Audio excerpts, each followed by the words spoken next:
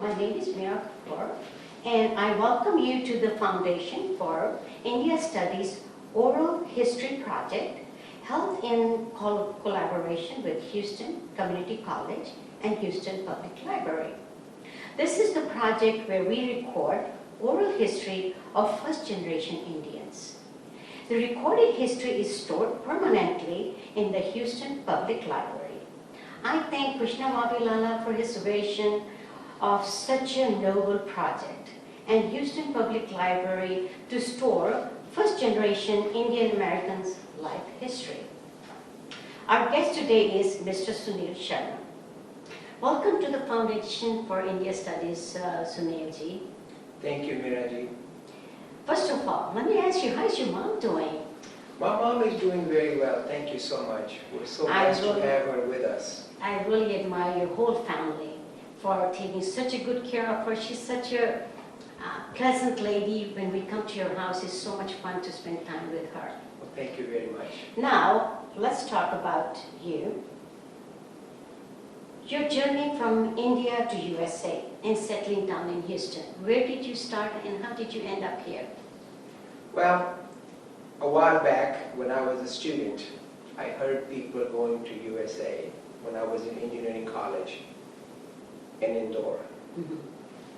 My dad always wanted me to become an engineer, so I became an engineer. And after I graduated from engineering college, I had a position with Birla firm in Bombay, and I worked there for a year. And during that time, I heard about what's going on in USA, including speech from John Kennedy when he talked about sending the man to the moon. And that truly inspired me. In addition to that, the way things were working in the factory where I worked, I was a mechanical engineer, and I really didn't like the dirt, the casting, the heat, and no verbal communication with people. Knowing myself that I'm a people person and understanding the way things work in India, when I heard the speech from John Kennedy, I was truly inspired, and I made a determination that if given the opportunity, I would go there for further studies. Good. Of course, I went and talked to my dad. He did not take me seriously. He thought, just like any of the boys, I'm just infatuated by this, and maybe it'll die down. Okay. Lo and behold, I continued, and I wrote a lot of letters, and I had the admissions from 5 different universities, including Mississippi State University. Oh, okay. I wanted to study Masters in Industrial Engineering. And the letter that I received from Frank Cotton, who was the Dean of Industrial Engineering at that time, was very, very flattering. Okay. Not only he spoke highly about how great the school is and the type of program they provide, he also emphasized the fact that he's looking for international students to come to this part of the world, Okay. so we can share diversity. Oh. And that really sealed the deal. So I accepted the offer, went to my dad, and rest is history. Oh, good. All right. So tell us now, which year did you come? It was 1970. All right. So did you study here, or it was just the education in India? Oh, you went to college, you got the admission there. Right. Okay, and now tell us a little bit about your family details. Well, I come from a family of physicians. My dad was a surgeon. My 3 brothers are older to me. They're all doctors. I have 2 sisters. One of them is married in India, and the other one lives here in Houston. Of course, I started in USA, but my first stop was Knoxville, Tennessee. Okay. Because at that time there was a program for foreign students. If you pay, if I recall correctly, I think about $500, then you get to stay with an American family to understand their culture. Oh, okay. And that was quite helpful to me. I was able to stay with a research scientist in Knoxville, Tennessee. And Dr. Gibson was quite a remarkable man. And I learned the culture the lifestyle, which was totally different, as you know, because this is the first time I left home. That's true.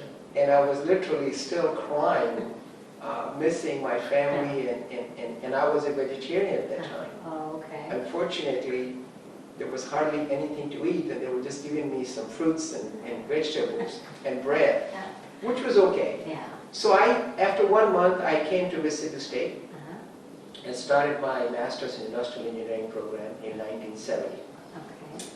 The very first day experience is quite remarkable. I got out of my dorm and I'm walking to my class. And everybody is going in quite a fast speed, trying to reach their classes so they can be there on time. And everybody's looking at you and say, hey, how are you doing? So I would always say, well, and before I can say the third sentence, they would be gone. And I was kind of wondering that maybe they didn't understand what I said. So I tried it with a little bit more slower speed, trying to put a little accent to my British English. Didn't work. The whole day, I felt that nobody wants to talk to me. Because almost everybody looked at me and said, hey, how are you doing? And I would say, well, I just came, and that was it. So next day, after I cried all night, missing my family, I decided to have enough courage and stop the second person who asked me, how are you doing? And I said to him, and I said, excuse me, you just asked me how I'm doing, and you don't want to listen to me as to how I'm really doing? He started laughing so bad, and his comment to me was, are you new to this campus? And I said, not only to this campus, but to this country. He was so kind. He was getting late for his class, but he took 5 minutes to explain to me that this is just like saying hello. It doesn't mean anything. We don't expect anything in return. This is our way of communicating. So don't feel bad if somebody does not respond to you. And all you have to say, fine, how are you? That was a great relief. Good. I felt that I'm not put in a category. We're being treated, and there is a race that still prevails in USA. That was my first positive experience in Mississippi State. Very good. So how did your family ended up with you? Did you get married? And one of the things that my dad asked me to do, he said he would pay for my school, but I had to make a promise that I would marry of his choice. So every year I went to India, and every year he would talk about it. But in 1977, yes, I went, and this time he was very serious. By this time, I finished my Master's in Industrial Engineering, and I started working on my MBA program at LSU for 1 year, and then I moved on to Houston because there were so many great job opportunities here. So I landed in Houston, and I went to India in June in 1977. And this is the time my family was determined that they would not let me go alone. And I'm glad they did. Good, good. It's good to... And I got married to a very lovely young lady, Rashmi. I'm very proud to have our parents arrange this, because I still believe that parents know the best about their children. Great. I'm glad. And your 3 boys, they are going to look for daddy to decide what to do. That's great. All right.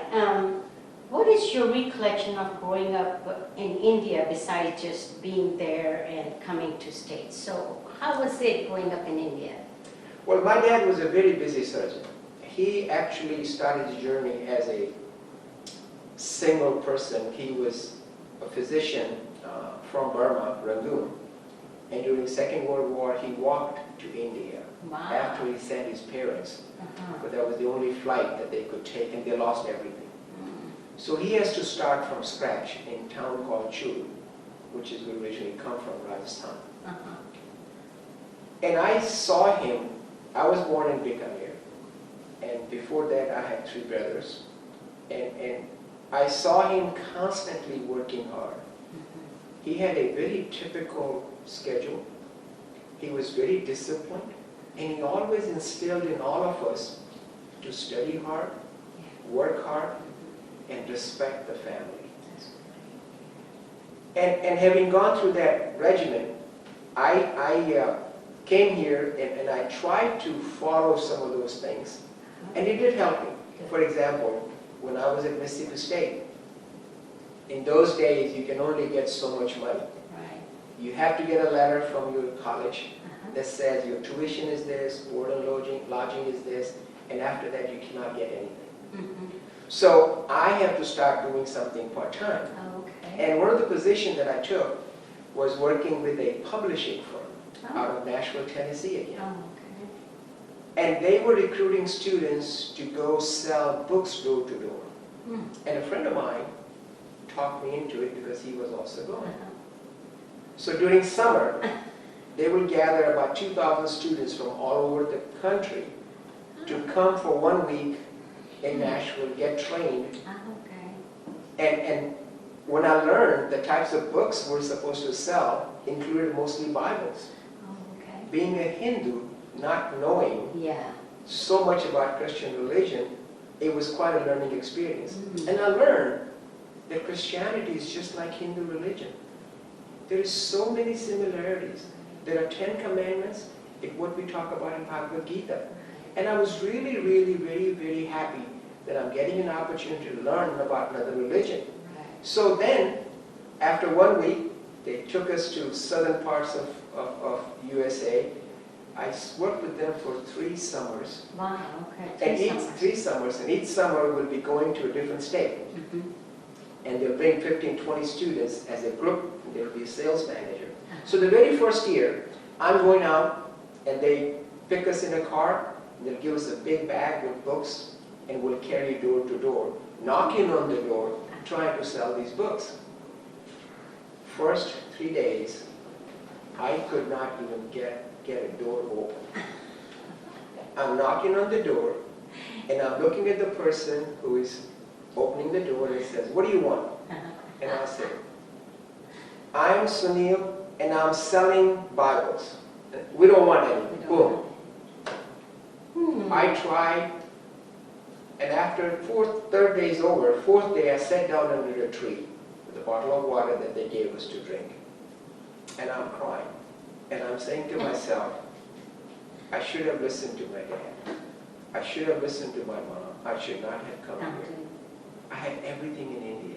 Why did I come to this country where nobody wants to talk to me again? Of course, I realized that it's me. I have to finish my school. I have to go back and prove that I can do it and I will not fail. Determined, next day I started again. This time, I did not say, "I'm selling books." I just knocked on the door and say, "Hey, I'm Sunil. I'm from Mississippi State. I go to school there. I just thought I'd stop by and say hello." "Well, come on in. Okay. What are you doing here? Where are you from?" And all of a sudden, because my attitude changed, their attitude changed. It was amazing. Not only these people are now asking me to have lunch and dinner, and even go to church with them. Some of the people even offer to have dates with their daughters, not knowing that we don't date in India, and I'm still in awe about all the social relationships and how people operate here. At the end of that summer, I sold so many books that I was #1 salesman in the company. So you became And I was #1 salesman for 3 years in a row, and then they made me the manager. And this is how I really got the exposure to the business world. Not only they made me the manager, when they realized I'm on student visa, they immediately applied for my green card. And without any request from myself, I was handed a green card by my employer. Very good. And that was quite a shock to me because I wasn't thinking about it. Yes. Yeah, in 60s it was common, but in 70s by that time it was like a little bit changing the environment. But sounds really, you have really good stories to tell us. So now tell me about your professional experience. You already told us a little bit in America. You finished that, you became #1, you finished your school. So how did you start your professional life in Houston? Because you Well, said you ended up in Houston. Yes, I ended up in Houston because a friend of mine who went to Mississippi State took a job at State Farm, American guy and his wife. So they called me for a semester break when I was in Baton Rouge, Louisiana. And when I was with them for a week, they were at the newspaper. At that time, there were two newspapers, Houston Post and Houston Chronicle. Exactly, remember that. I still remember that. Uh-huh.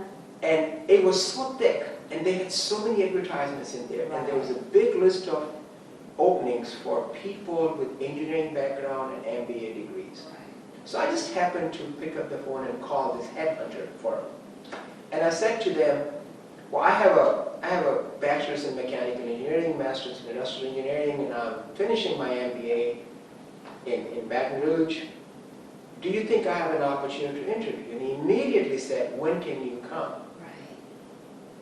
And he started telling me, and I spoke very little at that time, he started telling me on the phone that we have such a great need of this kind of talent. I get so many foreigners who call me, they can't even speak English, and they want a job. We can't give them a job. These foreigners come here thinking that they can take job away from America. I was again shocked. I stopped for a few minutes, and I said to him, well, he said, well, when can you come? And I said, I don't know if you want me to come. And he said, why? And I said, because I happen to be one of those foreigners. And he, at this time, it was pin drop silent on the other side. Okay. Very quickly, his tone changed. Uh-huh. And he said, no, no, no, I want you to come. You speak good English, and you can find something. Make the long story short, I found an opening at St. Joseph Hospital. Oh. They were looking for a management engineer, which they created a new position in a new department, to look at how to manage a hospital with more efficiency and effectiveness. Oh. And this is what my training was. As a master's in industrial engineering and studying MBA, I was so thrilled, and they hired me right on the spot. Good. So that was my first position. I stayed there for 2 years and did a lot of publications. A couple of my studies that I did were written in the books that are being taught in the curriculum of management engineering. But then St. Luke's Texas Children's Texas Heart in the medical center heard about me, and they invited me to interview them. Good. And then I became the director of management engineering Okay. at that time.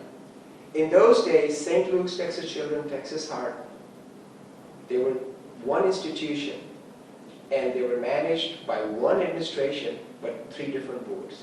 So it was quite challenging.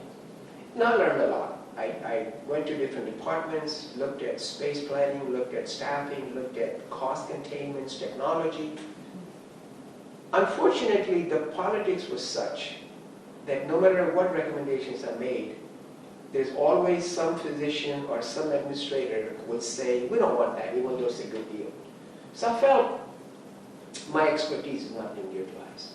And during that time, there was a physician who came from Venezuela, bringing a patient for open heart surgery.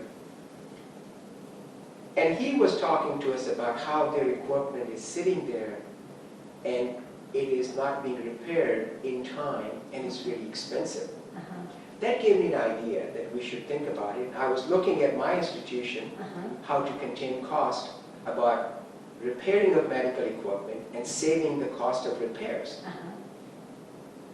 I quickly put together some concept and talked to a few more friends and decided to start a company. Good. While I was doing this, our president, Zale Singh, came to Houston for open heart surgery. And because I was in administration, Dr. Mathur, who was a renowned cardiologist, was his cardiologist, and Dr. Denton Cooley was the person who was going to perform surgery on him. So I was assigned to the family to make sure everything is okay. Good. We met with him, with his family, and night before the surgery was to begin, in the morning, 6 o'clock, the president had a different thought. He was a little concerned about the success of the surgery. So I sat with him. We brought in Dr. Cooley, Cooley. make sure he's made comfortable. We gave him all the statistics. And fortunately, next day surgery went on and he was quite successful, Yeah. to the point that when he was recuperating in the hotel, Shamrock Hotel, which is no Right. longer existing Yeah. in the medical center, they had a whole wing. And at that place, my son, who was only 1 year old at that time, Rashmi would cook soup for him and bring Indian food. And every evening, we'll sit there, and my son, who's now a doctor, Sanjay, he'll sit in his lap, and he'll talk to us and eat his meal. Yeah. So those were quite, and I felt so blessed that because of my position in a hospital setting, I was able to provide something to a president. That's good. And it was quite remarkable. So which year did you come to, started working in Houston? Which year was it? 74. Okay. And Alright. I was at St. Luke's till 1982. Okay. And then I decided to start my own company with 3 American partners. Right. So you came at the right peak time, 74 Yes. was the, Yes. 74 to 78, I think it was the peak time for Houston growing. Yes. And that was the A great. lot of job opportunities Yes, everywhere. lots of job opportunities. That's very good. So after that, you started your business. What are the experience of your business and how did you get so successful? I've known you for so long. It seems like you're into so many things once I read your bio. So I said, do I know this Sunil? I know part of him, but I don't know everything. So how did you develop your business so much and became so successful? Well, one thing I learned, that in Rome, do as Romans do. And I still want to maintain my own individuality and my own culture. So first thing that happened to me was in school was changing of my name from Sunil to Sunny. Okay. And that became much easier for people to pronounce. So when Sunny came to this hospital setting, I became friends with a couple of administrators. And once we realized that there's a need for an independent service organization where we can save big dollars Right. if we create a service organization to repair medical equipment. In 1982, with 3 other American partners, I started a company called Medical Enterprise International. And we went to different places and got the contracts very quickly because our prices were almost half Right. what the manufacturers were charging. So it wasn't that difficult. Very quickly, we grew to about 35 people. And even though we were growing in business, we were not really growing in revenue accordingly. Our expenses were Right. just constantly escalating. And realizing that all 4 of us had different philosophy, Right. different upbringing, and the challenges were also very big. Right. To communicate, to discuss, to have the same vision. 4 of you. Yeah. So my partners were at the point where they wanted to declare bankruptcy. Oh. And I decided that that's not the thing we want to do because we're not handling our expenses properly. So I found a company in Atlanta who purchased us for no revenue to us. But I was able to maintain positions for everybody. Okay. And then I trained their people traveling all over USA in the same concept that we developed. Oh, okay.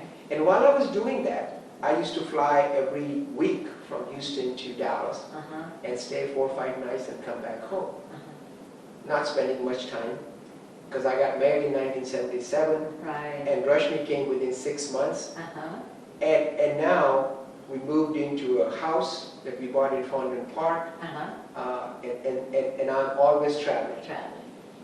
But also, while I was doing that, I called my parents to come visit. At that time, we didn't have any children. Okay. And that was probably the best time of my life because I was able to take them around. We drove from Houston to all the way to Canada. Oh. I just picked up a brand new Oldsmobile And drove all the way. and drove all the Oh way. my God. And my dad had friends all over the place. Uh-huh. And we have some relatives in Canada. So that was probably the best trip I've had with my parents. And it was so satisfying. Of course, when I sold the company, I had to work even harder when I was traveling. Right.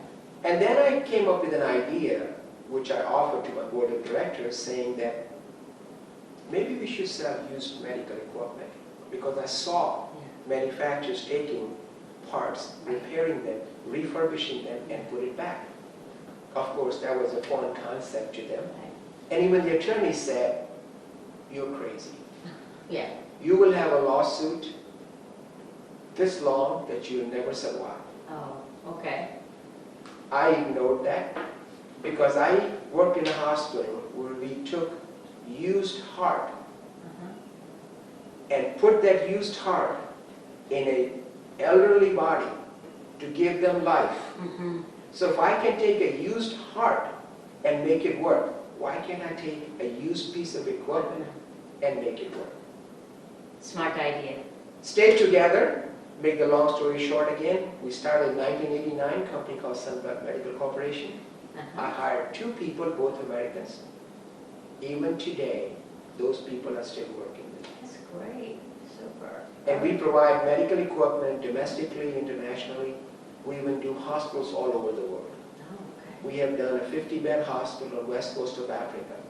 All refurbished medical equipment from scratch. So do you travel when you go there? Yes, I do. Actually, this particular project was summoned by the president of a country called Guinea and city called Conakry, which also is the capital. It's a French-speaking country. There are some families here, Shuklas, who were related to some business people there. And they came to me and said, the president has given them an empty building. It used to be a hotel. Oh, okay. He doesn't have any money. But he wants us to put together a hospital, American style. And that's the Shukla, Mr. Shukla said. Shukla. Oh, okay. 3 Shukla brothers. So I took their offer to go visit. I went to Conakry, west coast of Africa, and toured the different hospitals and learned that things that we literally throw away are still being used Precious and in for a that. horrible condition. Yeah. My heart went out. I came back and talked to them and I told them what's going to cost, and they said, "Oh, no, we cannot do that. You have to do it for a very minimum price." And I said, since it's the first project for me, it's a large project for me, I've not done anything, and I tried to see if anybody's ever done a project like this. Of course not. No. So we took upon the challenge, and in a 6-month period, we delivered a 50-bed hospital for less than $1 million to Conakry. I made about 7 trips. Rashmi and I both were there because the president invited us for the opening. And that hospital still exists and working fine. Very good. Those are the things you're proud of, you know, you do Yes. something for third world countries and it's still there and make you. Now let's talk about your charity and philanthropy. I know you're into that, quite active, so tell us, how did you get into that and what are you doing nowadays? My dad always told me that. And I saw him when he would practice medicine 3 days and practice administration 3 days because he was district migrant health officer, which is a big position and a lot of hospitals under him. So when he'll have patients line up at our home, a lot of them didn't have any money, but they'll bring fruits, they'll bring vegetables, they'll bring some gift, they'll bring even sweets, just so that the doctor can see him or see them. I was quite moved by that. And I said to myself, one day, when I'm able to give back, I will give back. And it so happened that in 1985, a friend of mine, when we moved to Sugar Creek, Sugar Land, where we live, his wife sold us the house. And he said, hey, there is a group of people who are organizing a service organization, and they want some community leaders, and you're a hospital administrator, and you need to come and see what's going on, and you're in healthcare, and maybe let's go talk. So I went there, and it was Rotary International. I got excited, and I said, sure, I'll join.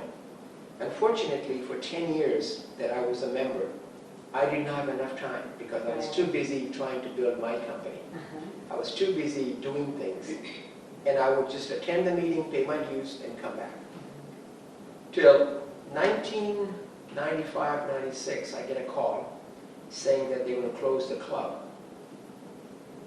I couldn't believe it. And I said, why? And they said, well, we have people retired, we have people move, we don't have any more volunteers, and the other clubs are growing, but our club is not because we meet at night, and some of us are not paying any attention. Our current president just passed away. So I said, what can we do? We were 6 members at that time. So we had a dinner meeting, and the comment they made to me was, well, we can do something if you take the challenge. Right.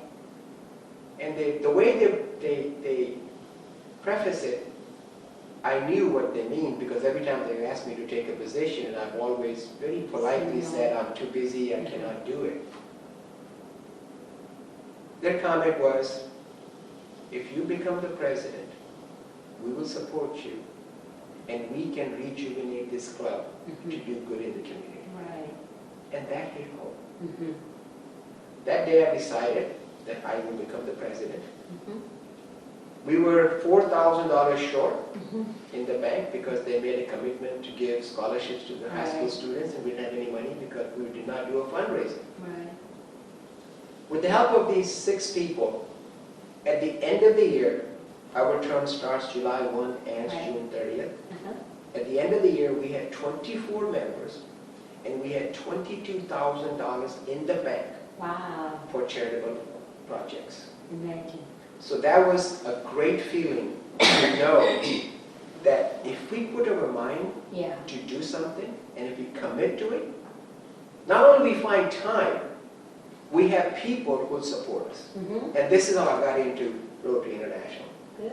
Of course, after a few years, I was asked to become district governor.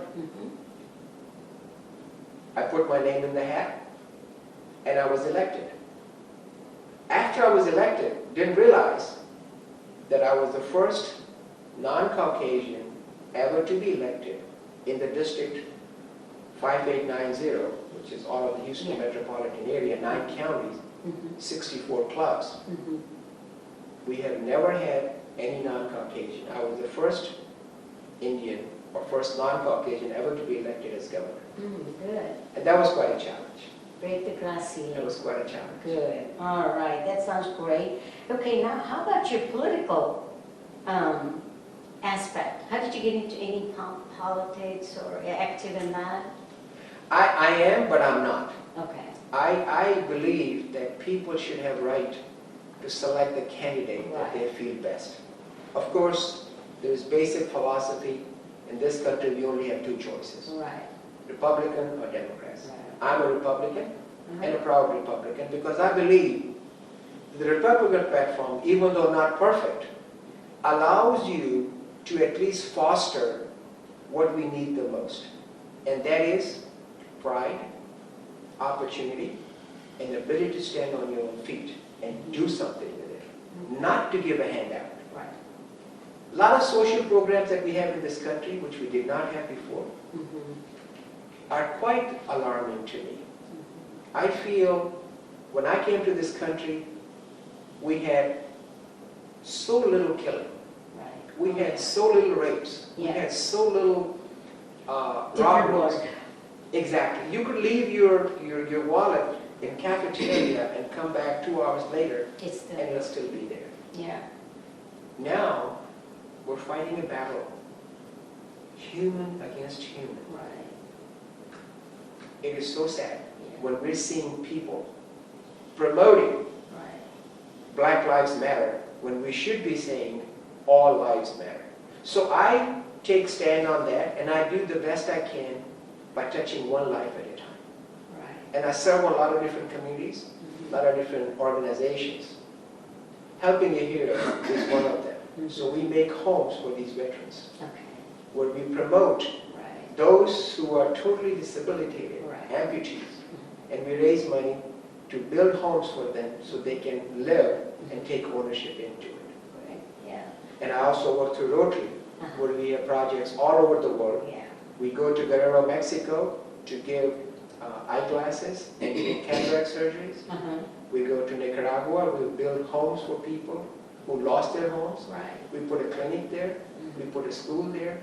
We even raised, during my year as governor, $98,000 to build a hospital in Bombay Oh, through a Rotary Club good. that is called Sri Mahagampati Hospital in Titwala, which strictly provides patients services only for people who have no money, Right.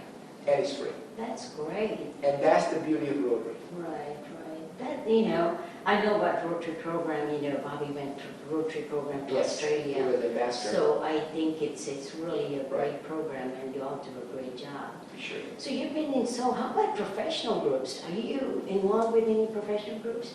I was the first president of the Houston Management Systems Society. If you remember those days when we got the first desktop computer, Yeah. which was 8-inch floppy, Mm-hmm. and it's like this big, and you click it and you go click, click, click.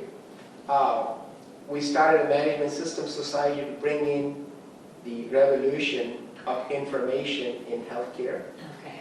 We were the first one to start a operating room program at St. Luke's Texas Children's Hospital, similar to what you see in all of the airports, where Okay. you know where the gate is delayed, where the gate is changed, and same concept was used to build the operating room scheduling so the physicians don't have to wait Right. and patients can be prepared accordingly. Easy access to More efficiency, more productivity. Mm-hmm. So I started that. I'm also, I started on the professional side. I'm an organization called International Association of Medical Equipment Remarketers, Oh, which is resale of used Right. equipment. Uh-huh. And I'm the founding member of that. Okay. I also believe that I want to promote our own culture. So with the Rinjing Wangdi, when he was the Consul Right. General, I Uh-huh. was one of the 5 founding members Uh-huh. of Indo-American Chamber of Commerce of Greater Houston. Mm-hmm. We also started on a cultural side an organization in Fort Bend County called the Indo-American Forum of Right. Fort Bend County, where we wanted to bring in all other cultures, including our American friends, Right. to show them how our religion impacts us and how we celebrate our New Year's, our different activities, which are so similar to what they do. Exactly. Right. That's true. Okay. Now tell me, what were the conditions when you came to Houston? Were you accepted right away? Did you have any kind of those, you know, you told me that when you went to college, it was like, you know, you felt it in. So when you came to Houston, you were pretty much already used to all that and you knew. So what was your impression in Fort Bend County? Because I know that's kind of a little bit, you know, tough. Houston is different than Fort Bend County. I think the worst experience I had was in Mississippi State when I was a student. Mm-hmm. It was difficult for people to understand that somebody from other country can come in and do well. Mm-hmm. I felt some jealousy because I got promoted to different positions, including teaching position. I also felt that people, specifically when it came to socializing, other nationality was not as well received as their own people. So we worked hard for it. I started an international club in Mississippi State. So with that in mind, I was well prepared when I came to Houston, and I gave the example of my telephone conversation. Yeah. And I always made sure that I have to be the first to be positive. I have to be the first to have a good attitude. I have to be the first to accept others and not critique and not give them my point of view. And fortunately, I really haven't had any major issues since then. Of course, when you're an organization of power, where you are trying to compete with us, such as Rotary International, the election of district governor, such as when I was asked to join the board of American Heart Association in Fort Bend County. So I was on board for a few years, and then all of a sudden I'm asked to be the president of that board, and until this point, and Eastport Bend is a little bit more Conservative. more conservative, if you will. And when they said they want me to be the president, I said, sure, I can handle this. I said, sure, we want you to. So I did, and there was a little animosity with the other person, which I didn't realize at that time. So there was a challenge. But you know what? When I felt that, as opposed to confronting them, because you don't change people just because you believe in something and they believe in something different. I felt the best way I can do it is by showing it to them. So I worked very hard that year, and we raised the most money that American Heart has ever raised in that Fort Bend County. Right. And I made sure that those people are part of the key player in my team. Yeah, make them And important.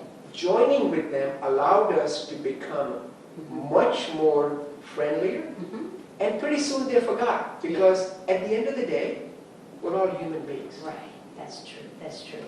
Okay, now let's get to the future here. What do you think about your children? Are you concerned about their future and grandchildren growing up here? Where do you see that? How do you see that? Well, I'm really blessed. When my dad passed away, unfortunately much sooner, my second son was just born. He was barely 6 months old.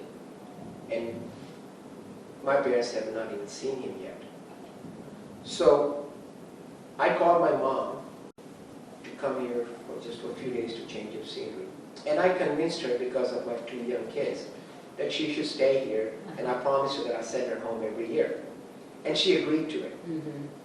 And because my son, both boys, grew under her care, and because Rashmi was able to stay home and take care of them, of course all parents are biased, but I think I have the best boys. Fortunately, I like them too. I think they're really awesome. They grew up in Sugar Land. They went to the same school together. And my third son was born after 7 years of my second son. He's a blessing. So my oldest one, after going to Baylor, he decided to become a doctor, so he's a physician. My second son also became a doctor, even though he has a master's in healthcare and a financial degree. When I became governor, it's so amazing. Sometimes we think we're only giving, but we receive a lot more in giving. And this story reminds me of that. When I turn over my business to 2 of my key assistants to let them know that for about 1.5 years I'm going to be serving Rotary, and I'm going to be traveling a lot, and I will not have time to come like I do every day. I'll come once a week to sign the checks. And you all know what to do. And we had 3 big warehouses at that time in Spring Branch area.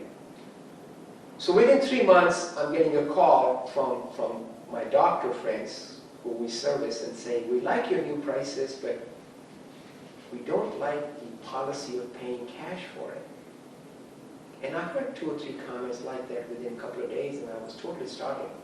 So I decided to look into it, came to my office and talked to my people to see what's going on, and realized that few of my people who were controlling the operation and the technical area were stealing.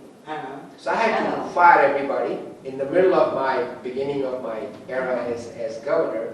But my middle son and I were sitting when they came back from their medical school, and we were sitting and talking about how we were going to handle it. And he said, Dad, Rotary is your passion.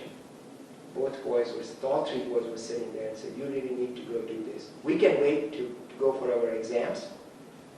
Sanjay can stay, take care of Mom, but Rashmi, you travel.